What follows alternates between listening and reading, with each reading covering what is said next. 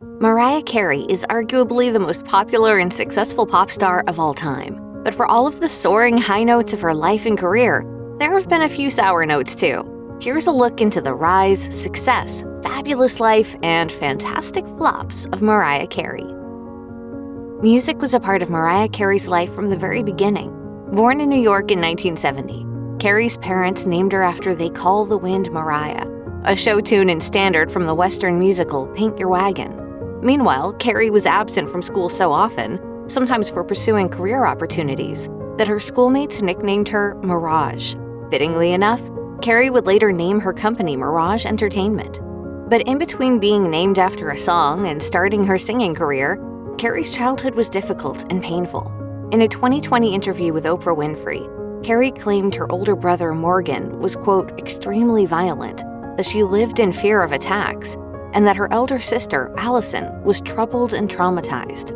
Carey later wrote in her 2020 memoir, The Meaning of Mariah Carey, about a particularly traumatizing event that took place when she was only 12 years old. My sister drugged me with Valium, offered me a pinky nail full of cocaine, inflicted me with third-degree burns, and tried to sell me out to a pimp. As a manager of musicians, Tommy Mottola helped propel the careers of Hall & Oates, John Mellencamp, and Carly Simon. By the early 1990s, he'd risen to the position of head of Sony Music, where he launched the career of talented pop singer Mariah Carey. In 1993, 3 years into her blockbuster career, a 23-year-old Carey married Mottola, then 43.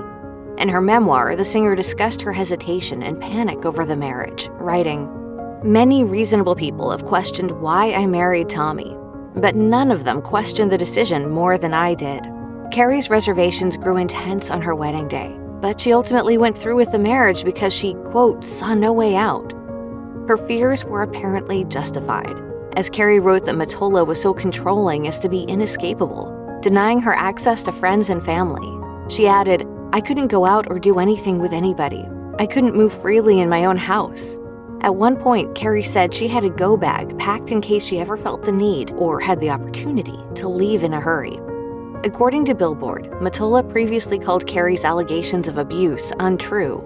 But the harrowing marriage, Carey wrote, is what directly led to her affair with baseball star Derek Jeter, whom she met at a mid-90s dinner party. The fling didn't last long, but Carey said that Jeter, quote, was the catalyst to leave Mottola. Anyone who has ever heard Mariah Carey sing knows that she's got tremendous range, able to purr low, sultry notes all the way up to notes so high that they sound like a whistle or the battle cry of an angel. The conventional wisdom is that Carey can sing anywhere within 5 octaves, one of the largest ranges in music history. And while that's a natural gift, it's a rare one, and also something she has to carefully maintain. According to a 2017 interview, Carey explained that she has growths on her vocal cords called nodules, which, according to Duke Health, are non-cancerous calluses or lumps. They put pressure on the cords, which can manifest in a cracking voice, raspy voice, or in Carey's case, an abnormally rangy singing ability. She said, "My cords, I actually have nodules on them, and I have for my whole life. I've learned to sing around them." Carey also noted that her voice doctor actually lectures to other physicians on his famous patient's unique condition. In order to keep her cords as healthy and as fresh as possible, Carey said she focuses on vocal rest and sleep, particularly the second thing. She told Interview magazine, "I've got to sleep 15 hours to sing the way I want to." Not only that, but she rests with, quote, 20 humidifiers around the bed, as she told V magazine, which creates a steam room effect. Mariah Carey had a huge year in 1995. Her 5th studio album, Daydream, was the 4th best-selling album of the year, and it generated 3 #1 hits, Always Be My Baby, One Sweet Day, and Fantasy, the latter of which became only the 2nd song in history to debut at the top of the Billboard Hot 100. Another album released in 1995, perhaps overshadowed by Carey's monster hit, Someone's Ugly Daughter by a band called Chick, a slice of mid-90s alternative rock in the vein of Alanis Morissette or Courtney Love.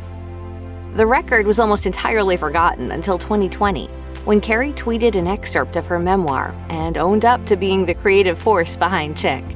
She made the secret record, quote, just for laughs, but added on Twitter, "It got me through some dark days. It was irreverent, raw, and urgent. and the band got into it. I actually started to love some of the songs. I would fully commit to my character." She went on further to explain her approach to the compositions. "I was playing with the style of the breezy grunge, punk-light, white female singers who were popular at the time.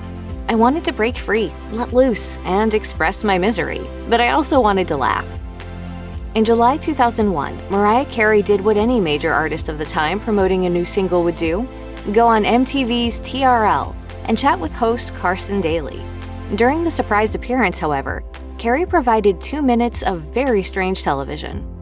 Apparently without Daly's foreknowledge, Carey emerged onto the TRL stage pushing an ice cream cart and clad in a Loverboy t-shirt. Bewildering Daly more, Carey said, quote, "I brought you a present," and handed him the shirt after stripping it off, revealing a tank top and shorts underneath. Then she began to breathlessly ramble, starting with this sentiment. What's wrong? Every now and then, somebody needs a little therapy. Yes, I understand that. And today is that moment for me. According to Billboard, the singer was placed under psychiatric care afterward after experiencing what her publicist called, quote, "an emotional and physical breakdown and extreme exhaustion." Carey later told People that she'd been diagnosed with bipolar disorder. Carey's story evolved over time, however. In 2020, she told Watch What Happens Live with Andy Cohen that the moment, quote, "was a stunt gone awry." She elaborated further. "I was trying desperately not to allow a huge corporate entity and someone with an agenda to destroy my career." Mariah Carey is easily one of the most successful musicians of all time. Her first 7 albums all went multi-platinum, a streak that ended abruptly with her 8th album, Glitter, a soundtrack to the movie that marked her first starring role. The 2001 film, an 80s set melodrama about the tumultuous rise of a pop superstar, was a disaster. Critics savaged it, awarding it a whopping 6% on Rotten Tomatoes. It was nominated for 6 Razzie Awards, with Carey named Worst Actress. It was also a box office bomb, earning just $5.2 million worldwide. Carey takes no blame for the failure, claiming at a 2010 press junket, "I was auditioning for smaller roles and wanting to do more independent things. But everybody was like, no, she's too well known, she's going to take us out of the movie." She also thinks the terrorist attacks of 9/11 had something to do with Glitter tanking. The soundtrack hit stores that day and the movie was released on September 21st. She asked rhetorically, could there be a worse day for that movie to come out? The singer also believes that her ex-husband, Sony Music head Tommy Mottola, helped sink Glitter. As Carey claimed in her memoir, Tommy and his cronies went as far as taking promotional items, like my stand-up advertisements, out of the record stores. The failure of Glitter seriously upended Mariah Carey's career. The Glitter soundtrack was the singer's first album to not be RIAA certified, at least triple platinum, for sales of 3 million copies. The album would eventually go platinum, moving 1 million units. That's an unqualified success for pretty much anyone who isn't Mariah Carey, particularly Mariah Carey in 2001, who needed to put up big numbers with Glitter. The soundtrack was the first release in a 4-album, $80 million deal Carey signed with Virgin Records earlier in 2001. According to the Los Angeles Times, it was one of the most lucrative in music history to that point, and Virgin likely thought they'd get back their investment, and then some, based on Carey's track record of blockbuster sales. The label decided to cut and run, however. According to the New York Times, disappointing Glitter sales led Virgin to buy out Carey's contract. She'd already banked $21 million from the company, and the escape clause forced Virgin to fork over another $28 million. That means Carey made $49 million off of a flop record. Add that to how Carey has topped the Billboard Pop Chart 19 times, second only to the Beatles, and selling 66.5 million albums in the US. All of this makes for a very wealthy pop star. According to Celebrity Net Worth, Carey's assets are worth about $320 million. Eminem and Mariah Carey, one of the most popular rappers and one of the biggest pop stars of all time, could have been a power couple for the ages. If only they both agreed they were actually ever an item. And if they ever stopped fighting with each other, that is. According to In Touch, Eminem and Carey connected in 2001, when the latter asked the former to contribute to her album Charm Bracelet. Eminem claimed the relationship turned personal for a few months, while Carey insists they were never more than work friends. The two would maintain their positions for well over the next decade. They've even taken their bad feelings into their art.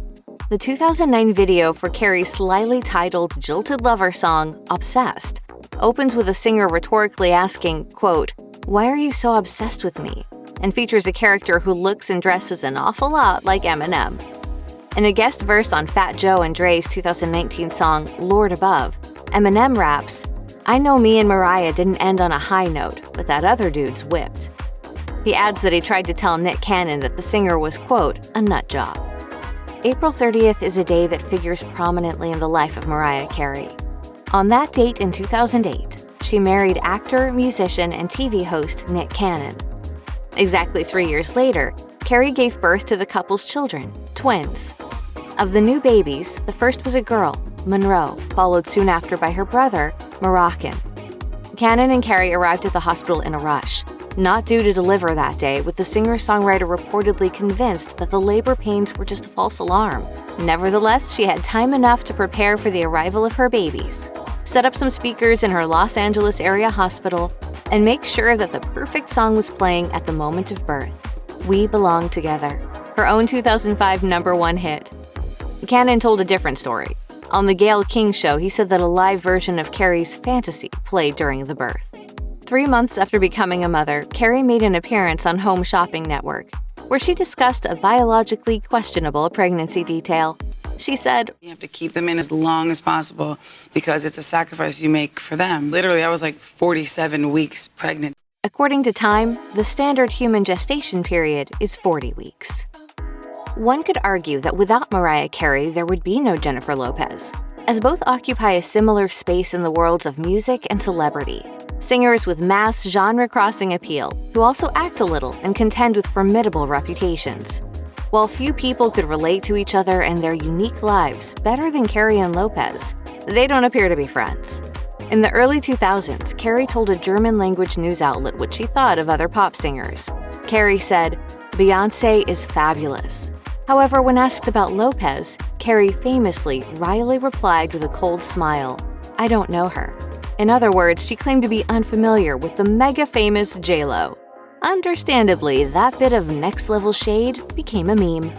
Carey's apparent resentment of Lopez is reportedly not without merit.